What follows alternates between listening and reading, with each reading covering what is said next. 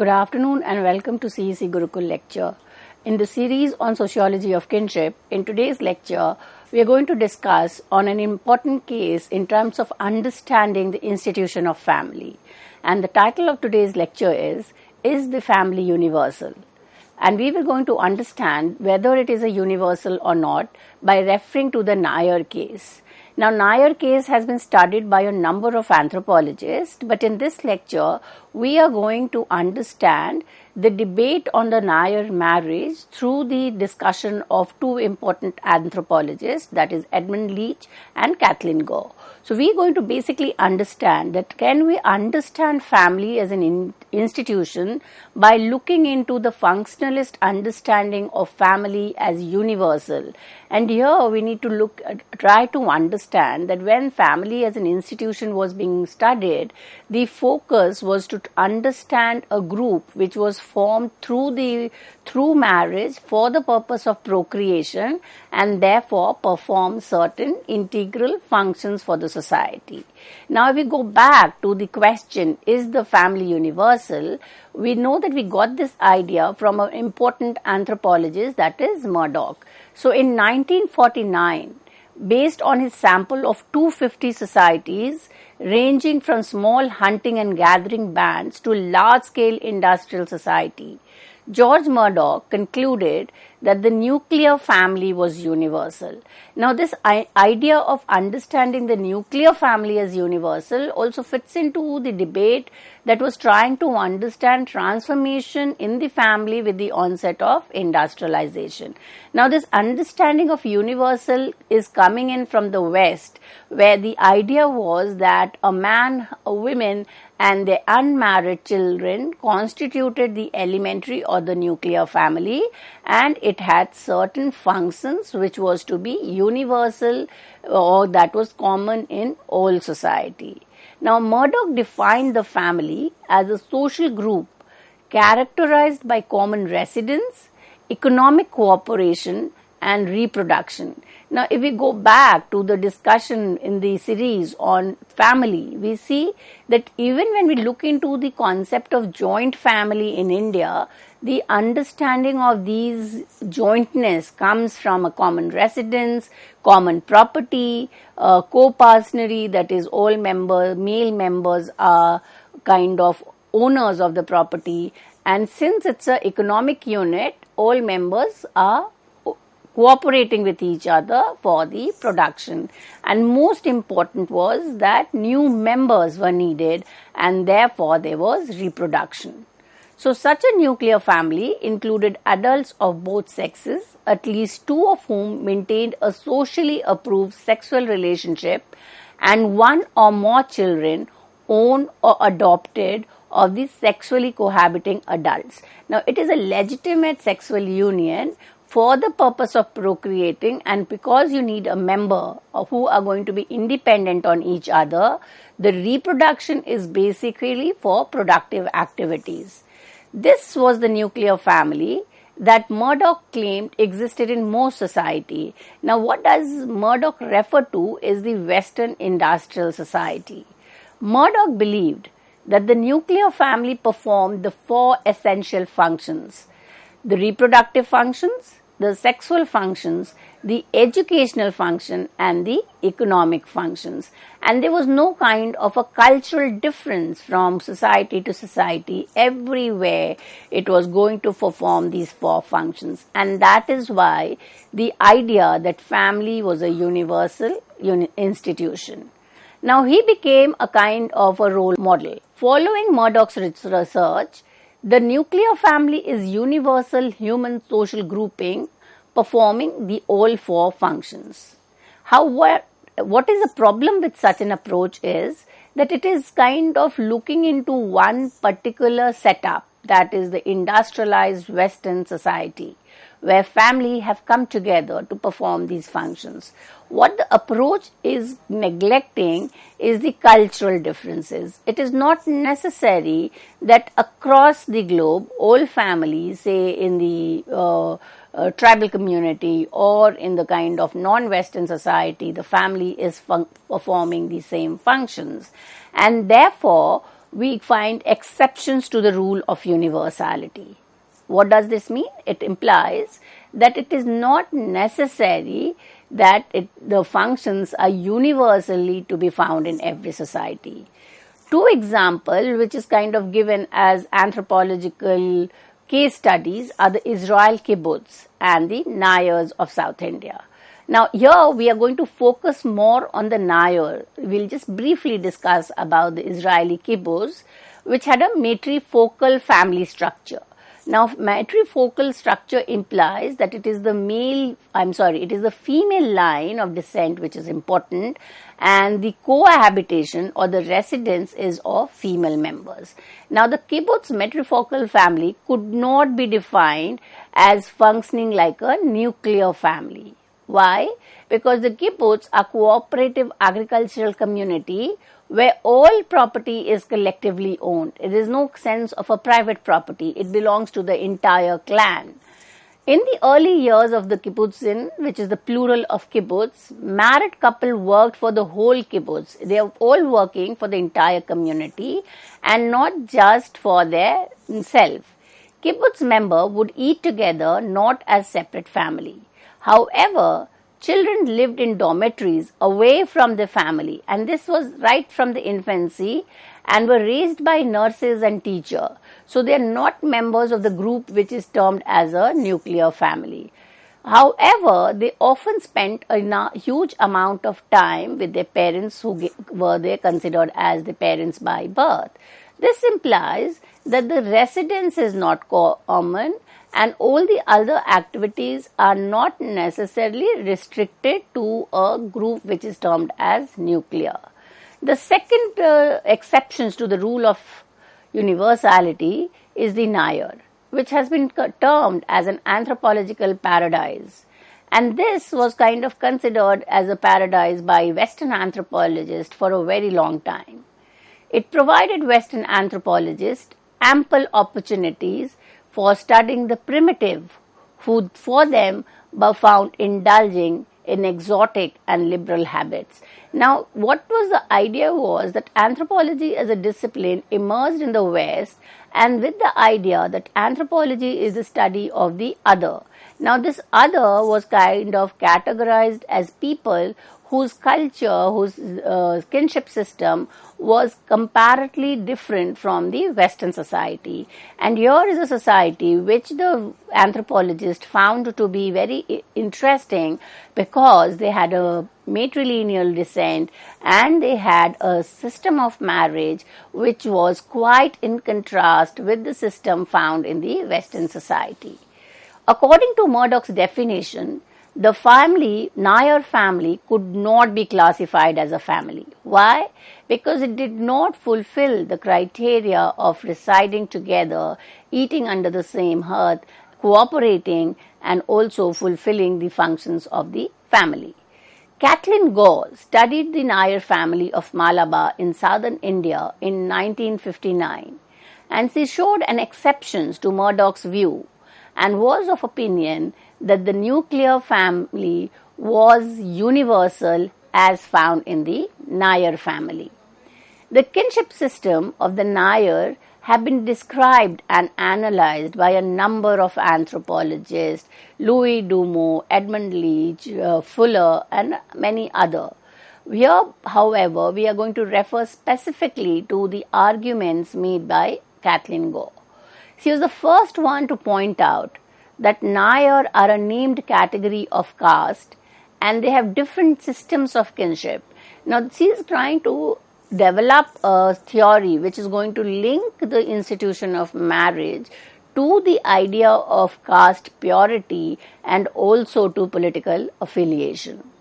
These systems operate in North Kerala, in Central Kerala, and southernmost around Travancore. So they have different systems in different parts of Kerala. Here, the study was done among the Central Kerala, and they follow the practice of visiting husband. Thus, they do not have the institution of elementary family as described by Murdoch.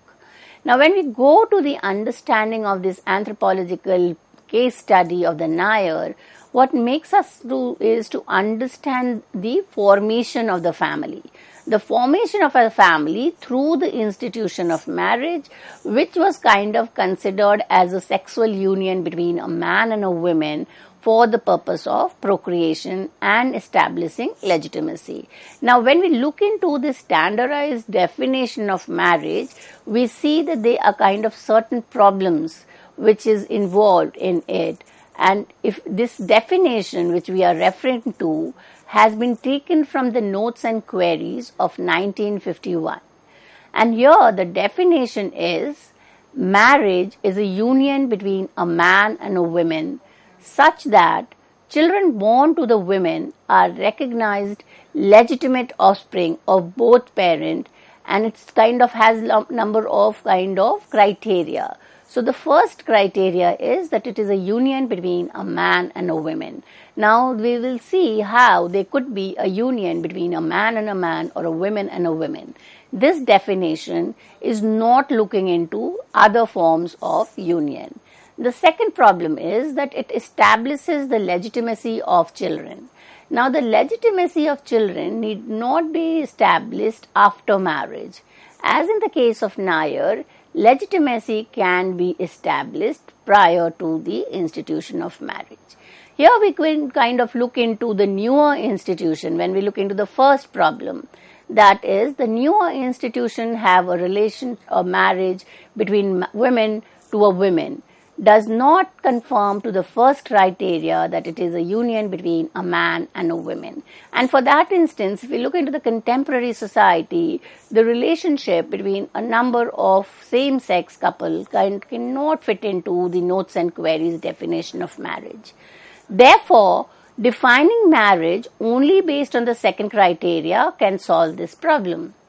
However, Edmund Leach argued not only against the vagueness of the phrase legitimate offspring, but also against use of potential legal paternity as a universal criteria of marriage. And for this, he cites the case of Nair. Now, when he tries this, he kind of looks into the idea that it is legitimacy need not necessarily be established through paternity. Legitimacy can be established through maternity as well, or through the matrilineal line of descent. Edmund Leach stated that the Nair traditionally had no marriage in the strict sense as traditionally defined. According to Leach, certain elements of a normal marriage institutions are present among the Nair. So Leach was of opinion that it does not fit into the traditional definition, yet it can be termed because it has certain kind of absence of the traditional definition. And the first is that among the Nair, the notion of fatherhood is absent.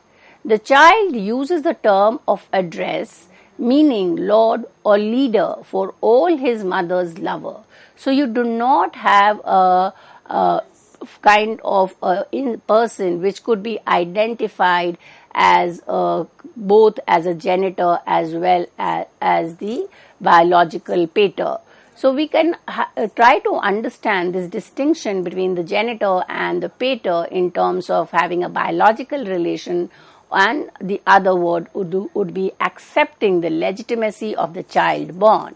So we will see how this idea of fatherhood is kind of contested among the Nair. The second problem is that the term does not imply the notion of paternity, either legal or biological.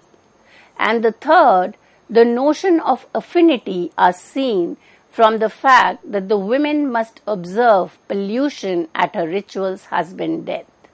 In the course of the discussion, we'll see that how there are two kinds of union which we are going to understand, and they could be a ritual husband and a sambandhan or a visiting husband.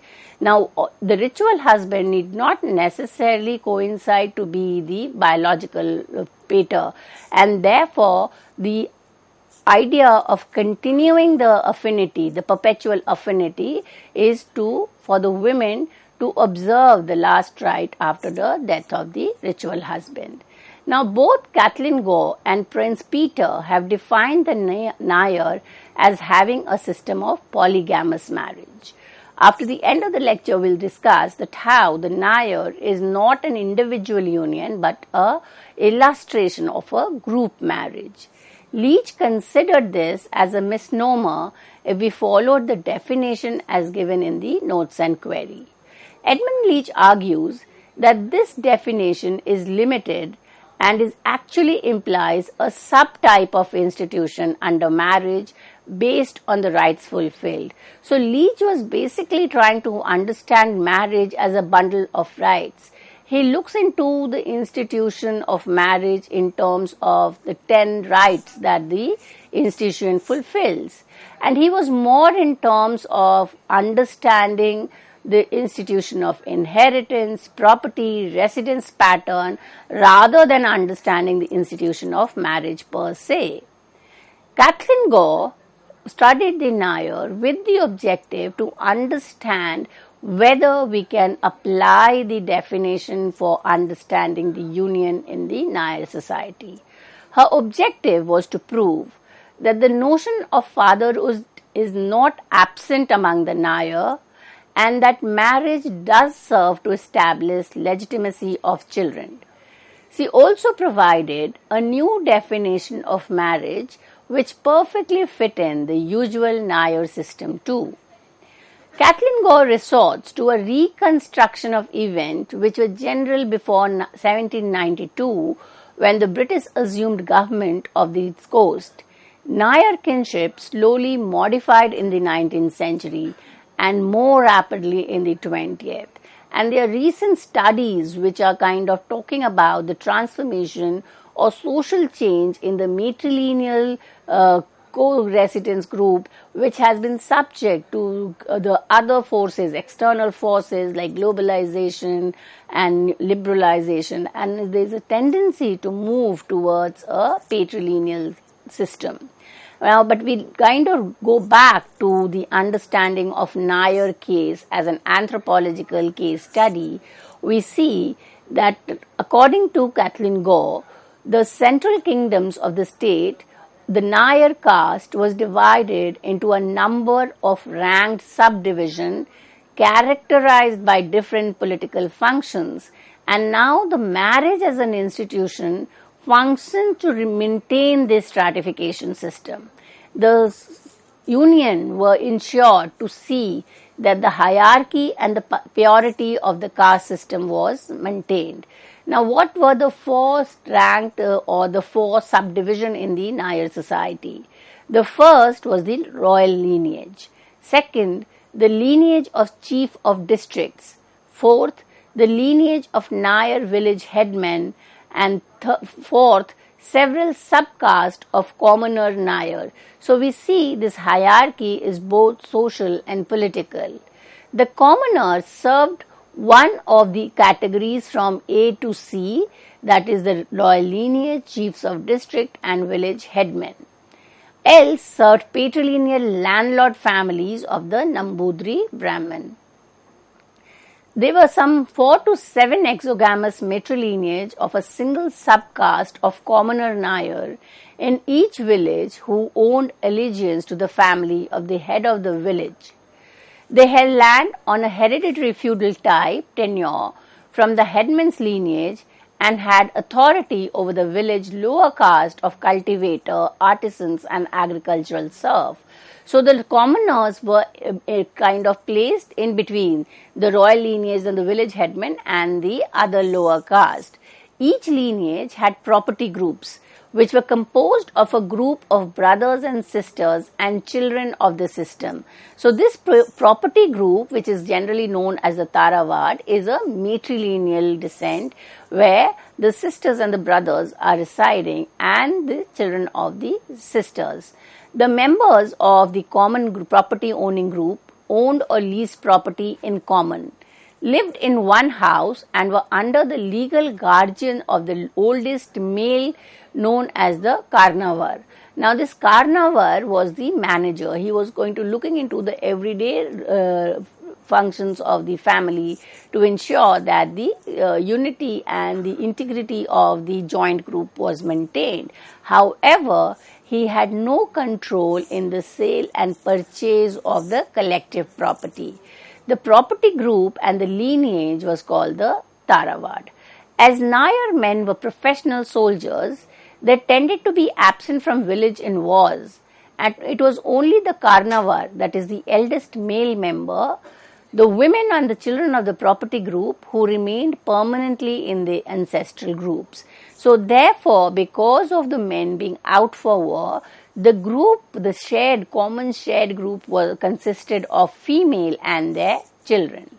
Now when we look into the lineage, Kathleen Gore refers to linked lineage. And what is a linked lineage? A neighborhood group of some 6 to 10 lineage, which was known as Kara or Tara. These lineage were linked to each other through ceremonial ties. These linked lineages were known as Inangar, and the total neighborhood was known as Inangu. The linked lineages played the most important role at the pre-puberty marriage, which is known as Tali Ketu Kalyanam of girls, or basically Tali rites. Now these rituals were performed prior to the marriage, and it was on the achieving puberty. It was more symbolic in terms of giving the message across that the girls were now ready for fertility and for setting up a household. This ritual was held for girls before they attained their puberty. And the rituals, the men who tied or took part in the Tali rituals were from the Inangar. The retainer lineage comprised of 4 to 8 property owning units known as property group. A property group formed a segment of total lineage and was usually composed by a group of brothers and sisters together with the children and children of the sisters. The member owned or leased property in common, lived in one house, and were under the guardianship of the Karnavar. Both property and lineage were kind of a collective property. Now when we look into the relevance of the lineage or the Inangar, we see that among the Nair, the pre-puberty ritual is of great significance.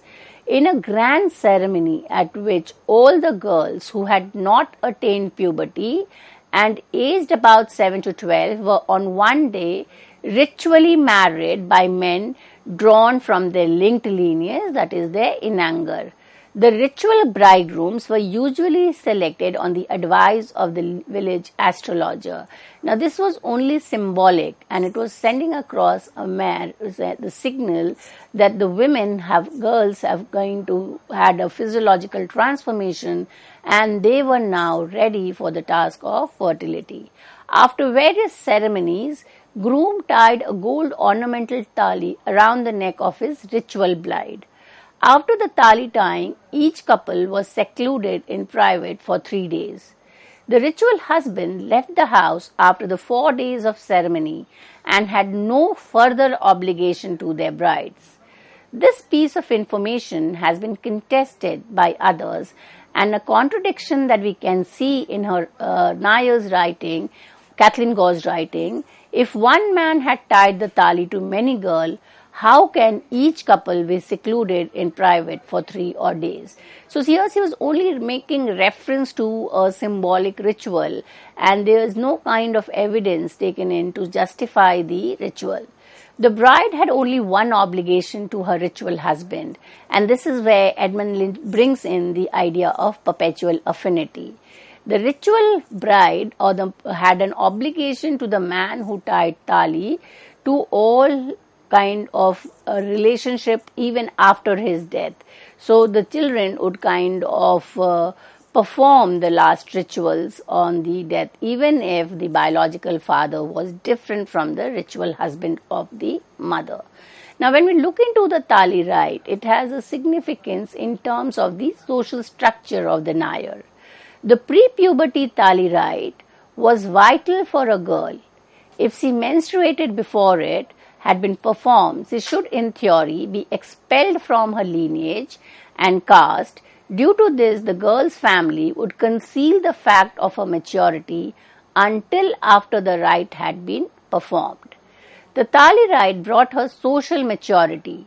She was accorded the status of a woman, and people addressed her respectively as Amma, meaning mother.